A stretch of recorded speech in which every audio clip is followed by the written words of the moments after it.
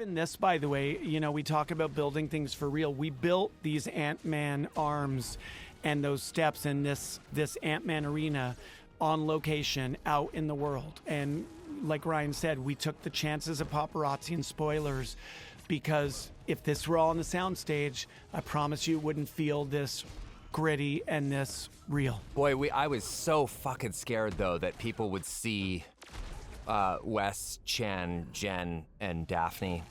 Just genuinely, it kept me up at night.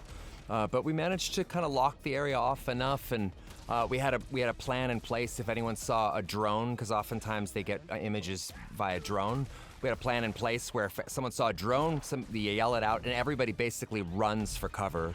And we never actually had to deploy that little tactic, but yeah, I lived in fear of this all coming out.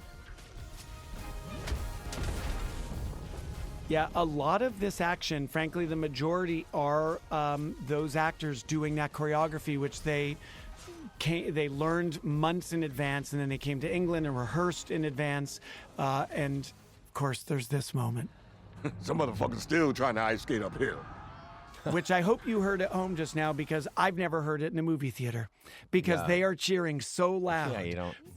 When those heroes defend the entrance, that no one ever hears that classic all-timer of a Wesley Snipes Blade line. I just need to get home. Well, that's not on the menu.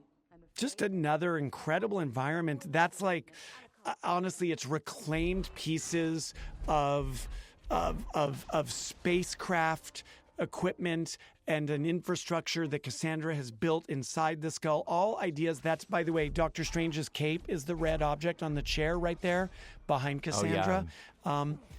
Everything very intentional and so far beyond what I imagined. And just really yet another example of how we're standing here with a movie we're so proud of, but it's because of hundreds and hundreds of teammates. That movie star. Yeah, look at that movie star, right? That swagger. I'm embarrassed to admit this, Shawn. I actually don't. Who's that? Was it Ray Chan's idea for Ant-Man Arena? Was it yours? Who came up with Ant-Man? That was Zeb Wells. Zeb Wells. One of our fellow writers. Okay. He wrote a giant carcass of Ant-Man.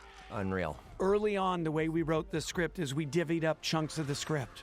And I happen to remember it was Zeb because in his chunk of pages, there was this insane idea of a giant Ant-Man carcass as a HQ hideout for the villain. And it never changed. It's great.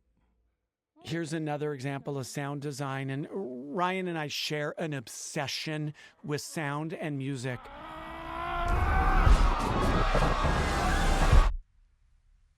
And the silence here is also very intentional.